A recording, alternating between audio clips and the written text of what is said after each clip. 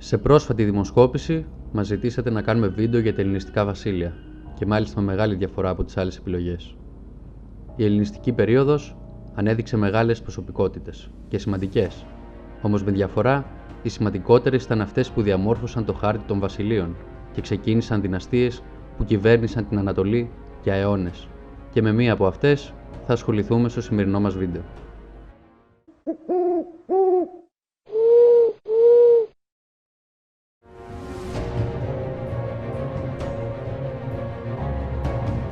Σήμερα θα ασχοληθούμε με τον Πτολεμαίο, στρατηγό του Μεγάλου Αλεξάνδρου στην επική εκστρατεία και ιδρυτή της δυναστείας των Λαγιδών. Γεννήθηκε στην Εορδαία το 367 π.Χ. και ήταν γόνος Ευγενών. Ο Αριανός αναφέρει ότι ήταν ιός του Λάγου, ενώ γνωρίζουμε ότι η μητέρα του ήταν η Αρσινόη. Κάποιοι υποστήριξαν ότι πραγματικός του πατέρας ήταν ο Φίλιππος ο Δεύτερος και άρα ετεροθαλής αδελφός του Αλεξάνδρου, όμως κάτι τέτοιο δεν επιβεβαιώνεται από πουθενά. Ο Πτολεμαίος ήταν παιδικός φίλος του Αλεξάνδρου και διακρίθηκε στα πεδία της μάχης στο πλευρό του Μεγάλου Στρατιλάτη. Ενδεικτικά, συμμετείχε ως επικεφαλής του Τρίτου Μακεδονικού Σώματος στην επίθεση κατά των Περσίδων Πυλών το 331, στην οποία οι Έλληνες κέρδισαν, ενώ ένα χρόνο μετά ο Αλέξανδρος τον επέλεξε μαζί με άλλους 6 άνδρες ως προσωπικό του σωματοφύλακα. Σημαντική στιγμή στη ζωή του Πτολεμαίου ήταν η συμμετοχή του κατά την άλωση της πόλεως των Οξυδράκων στην Ινδία. Ο θάνατος του Αλεξάνδρου το 323 θα προκαλέσει αναταραχές στο εσωτερικό του βασιλείου και στη Βαβυλώνα θα γίνει η διανομή του βασιλείου από τους στρατηγούς και τους στρατιώτες. Βασιλέας ορίστηκε ο ετεροθαλής αδελφός του Αλεξάνδρου, Φίλιππος ο Αριδαίος, ο οποίος φαίνεται ότι ήταν πνευματικά ασταθής. Αντιβασιλέας τοποθετήθηκε ο Περδίκας, ένας ευγενής από την Ορεστίδα, που σε αυτόν παρέδωσε ο Αλέξανδρος το δαχτυλίδι λίγο πριν πεθάνει, μια πράξη που σήμαινε ότι του έδειχνε προτίμηση για τη διαδοχή. Τέλος, οι στρατηγοί του Αλεξάνδρου ονομάστηκαν σατράπες και μοίρασαν τις περιοχές που θα έπρεπε να διοικηθούν. Ο Πτολεμαίος ανέλαβε τη διοίκηση της Αιγύπτου και πολύ γρήγορα προσάρτησε τη Συρία και την Κυρηναϊκή. Ο Λεμιακός πόλεμος μεταξύ Μακεδόνων και Αθηναίων το 323, με αφορμή το θάνατο του Αλεξάνδρου, ο οποίος έληξε με νίκη των πρώτων, αλλά και οι συγκρούσεις μεταξύ των διαδόχων έδειξαν ξεκάθαρα ότι το οικοδόμημα είχε σαθρά θεμέλια.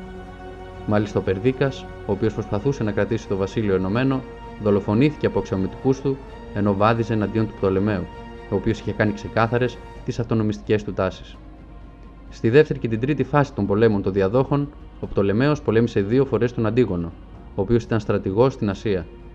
Το 313 προσάρτησε την Κύπρο στις υποέλεγχο περιοχές του και το 312 νίκησε τον Δημήτριο τον Πολιορκητή στην Τύρο.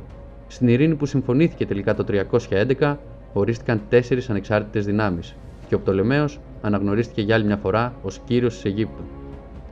Τελευταία σημαντική εδαφική αλλαγή επί Πτολεμαίου ήταν, όπως μας αναφέρει ο Διόδωρος ο Σικελιώτης, η ήττα του στη Σαλαμίνα της Κύπρου το 306 π.Χ. από τον Δημήτριο τον Πολιορκητή, μετά από την οποία υποχρεώθηκε να εγκαταλείψει και το νησί.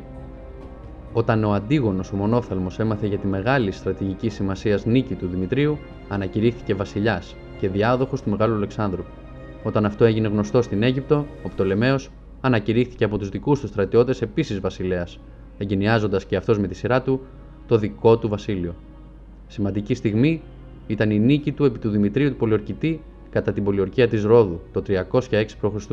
Ο Πτολεμαίος βοήθησε τους πολιορκημένους με την αποστολή εφοδίων και ενισχύσεων, κάτι που οδήγησε στη σωτηρία της πόλης. Το 304 οι Ρώδιοι θα τον ανακηρύξουν Θεό και θα του προσδώσουν το όνομα Σωτήρ.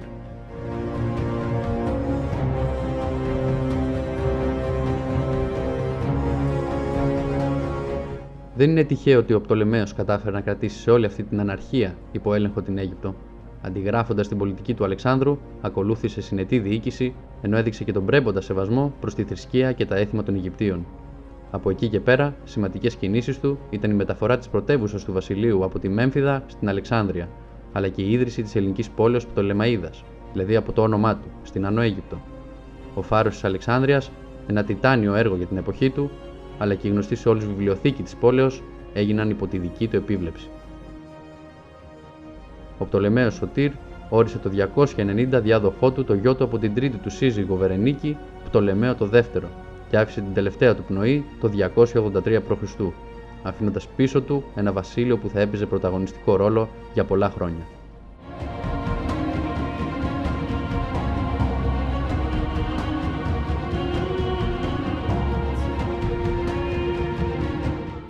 Και αν σας άρεσε το βίντεο, κάντε like και γίνετε συνδρομητές, ενώ για περισσότερη ιστορία μπείτε στο kognoskoteam.gr.